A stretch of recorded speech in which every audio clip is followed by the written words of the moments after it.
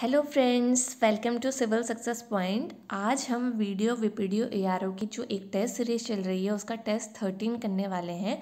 Test 12 तक upload किए जा चुके हैं। जो नए हैं चैनल में वो प्लेलिस्ट में जा कर के उन्हें सॉल्व कर सकते हैं और नए टेस्ट के लिए और आगे की रेगुलर वीडियोस के लिए आप चैनल को सब्सक्राइब जरूर कर लेना और बेल प्रेस जरूर कर लेना ताकि आपको रेगुलर वीडियोस के नोटिफिकेशन मिल सके। तो चलिए आज का टेस्ट शुरू करते हैं। क्वेश्चन नंबर फर्स्ट है, निम्नलिखित में से दंत्य ध्वनि है।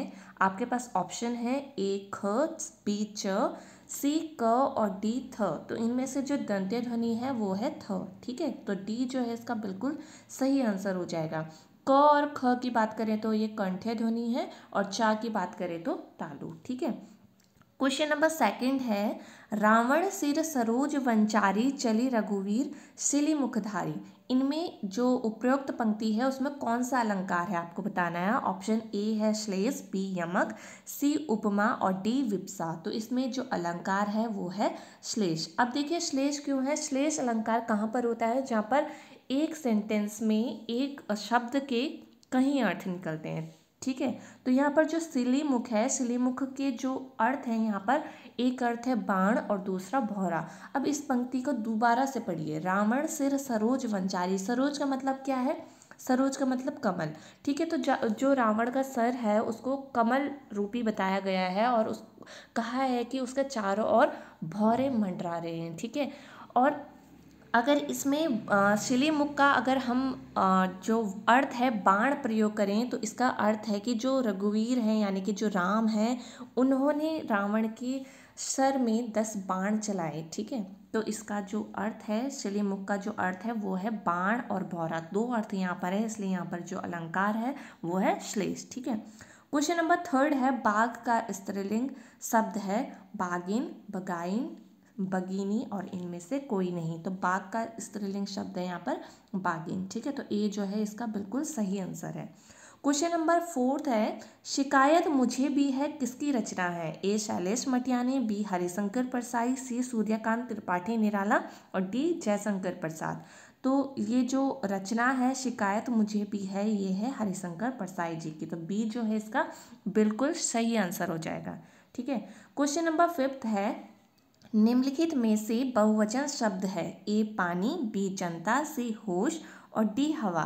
तो इनमें से जो बहुवचन शब्द है वो है होश। ठीक है, यानी कि ये हमेशा जो है बहुवचन में ही प्रयोग किया जाता है। सी जो है इसका बिल्कुल सही आंसर है। और बात करें पानी, जनता, हवा की तो ये हमेशा एक वचन के रूप में प्रयोग किए जाते हैं। बहुवचन शब्द की मैं बात करूं तो इनमें और भी ऐसे शब्द हैं जो सदैव बहुवचन में प्रयोग किए जाते हैं, जैसे आंसू, केश, बाल, लोग, समाचार। इस तरह से कुछ शब्द हैं जो हमेशा बहुवचन में प्रयोग किए जाते हैं और इसमें जो है शब्द होश जो है हमेशा बहुवचन में प्रयोग किया जाता है। ठीक है। क्वेश्चन नंबर 6 है, इनमें से कौन सा सही सुमेलित है। आपको एक तरफ ईयर दिए गए हैं तो बताना है कि कौन सा सही सुमेलित है। केंद्रीय हिंदी समिति जिसका यहाँ पर ईयर दिया है 1955, नेशनल बुक ट्रस्ट 1967, प्रथम राजभाषा आयोग 1956 और राष्ट्रभाषा प्रचार समिति वर्धा 1936। तो देखिए इनमें से जो बिल्कुल सही सुमेलित है वो है राष्ट्रभाषा प्रचार समिति वर्धा। तो ये बिल्कुल सही है, डी इसका बिल्कुल सही आंसर हो जाएगा। केंद्रीय हिंदी समिति की बात करें तो ये 1967 होना चाहिए यहाँ पर, 1967।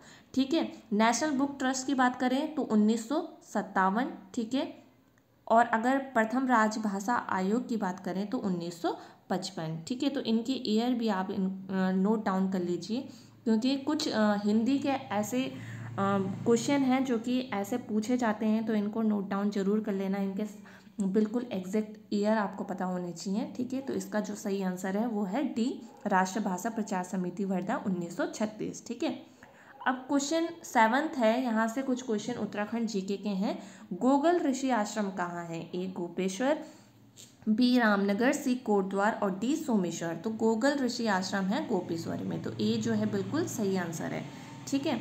क्वेश्चन नंबर 8 है, राज्य में पुलिस प्रशिक्षण अकादमी स्थित है। ए चंबा, बी कोटद्वार, सी मसूरी और डी नरेंद्र नगर। तो पुलिस प्रशिक्षण अकादमी राज्य में कहाँ है, नरेंद्र नगर में। तो डी जो है इसका बिल्कुल सही आंसर हो जाएगा। क्वेश्चन नंबर 9 है, रामबाड़ा व तिलवाड़ा निम्नलिखित में से किस नदी के किनारे बसे हैं? ए मंदाकिनी, बी नंदाकिनी, सी भागीरथी और डी कोसी। तो इसका जो सही आंसर है वो है मंदाकिनी। ठीक है, ए बिल्कुल सही आंसर है इसका। क्वेश्चन नंबर 10 है, नरसिंह शिला स्थित है?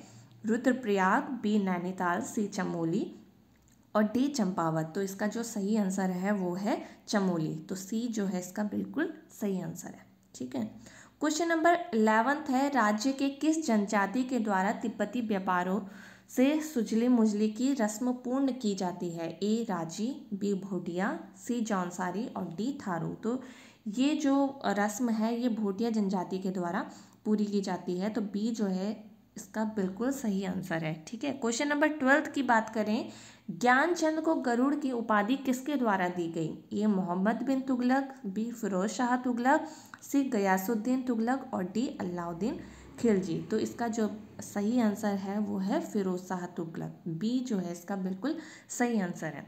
ठीक है, क्वेश्चन नंबर 13 है, समता नामक साप्ताहिक का प्रकाशन किस वर्ष शुरू हुआ? ए 1934, बी 1936, सी 1938 और डी 1939। तो समता नामक साप्ताहिक का जो प्रकाशन है वो 1934 में हुआ। और कहाँ से प्रकाशित होती थी? तो ये अल्मोड़ा से प्रकाशित होती थी। संपादक कौन थे?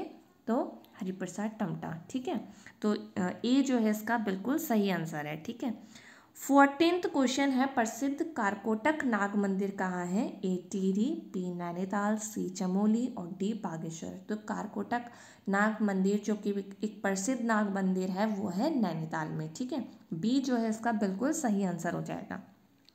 क्वेश्चन नंबर 15 है, कंडीसैंड तहसील किस जनपद में है? ए टिहरी, बी पौड़ी, सी बागेश्वर और डी अल्मोड़ा। तो जो ये तहसील है कंडीसैंड ये है टिहरी में। तो ए जो है इसका बिल्कुल सही आंसर हो जाएगा। क्वेश्चन नंबर 16 है, ये उत्तराखंड करंट अफेयर का क्वेश्चन है। हाल ही में उत्तराखंड संस्कृत अकादमी का नाम बदलकर क्या कर दिया गया है? ऑप्शन ए है उत्तराखंड संस्कृत साहित्य अकादमी, बी उत्तराखंड संस्कृत कला अकादमी, सी उत्तराखंड संस्कृत साहित्य संस्थान और डी उत्तरांचल संस्कृत संस्थानम। तो इसका जो सही आंसर है वो है डी उत्तरांचल संस्कृत संस्थानम। ठीक है, 17th क्वेश्चन है, यहाँ से कुछ स्टैटिक जीके के आपको क्वेश्चन देखने को मिलेंगे। ठीक है, जैसे कि हिस्ट्री, इकोनॉमिक्स, ज्योग्राफी। तो इससे जो है क्वेश्चन है, तो 17th क्वेश्चन है, किसके अनुसार अर्थशास्त्र का प्रमुख उद्देश्य मानव कल्याण व उसमें वृद्धि करना है? ए मार्शल का, बी हर्शमैन का, सी डाल्टन का और डी कोई नहीं।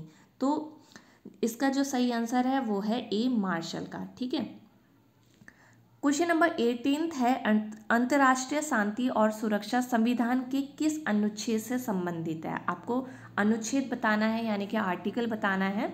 ए अनुच्छेद 48, बी अनुच्छेद 49, सी अनुच्छेद 50 और डी अनुच्छेद 51। तो इसका जो सही आंसर है वो है अनुच्छेद 51। ठीक है, क्वेश्चन नंबर 19 है, बरमुडा त्रिभुज स्थित है यानी कि बरमुडा ट्रायंगल इसे कहते हैं। इसे डेविल्स ट्रायंगल भी कहते हैं क्योंकि यहाँ से कुछ प्लेन जो हैं गायब हुए हैं। तो आपको बताना है कहाँ स्थित है। ए उत्तरी अटलांटिक महासागर में, बी दक्षिणी अटलांटिक महासागर में, सी उत्तरी प्रशांत महासागर में और डी दक्षिणी प्रशांत महासागर में। तो ये है उत्तरी अटलांटिक महासागर में। तो ए जो है इसका बिल्कुल सही आंसर है। अगर एग्जैक्ट की बात करूँ तो उत्तरी पश्चिमी अटलांटिक महासागर में ये स्थित है। ठीक है, क्वेश्चन नंबर 20 है, दीर्घ रेडियो तरंगे पृथ्वी की किस सतह से परिवर्तित होती हैं? तो इसमें मैंने इनके जो है इंग्लिश नेम भी लिखे हैं ताकि जो इंग्लिश मीडियम के हैं उनको परेशानी ना हो।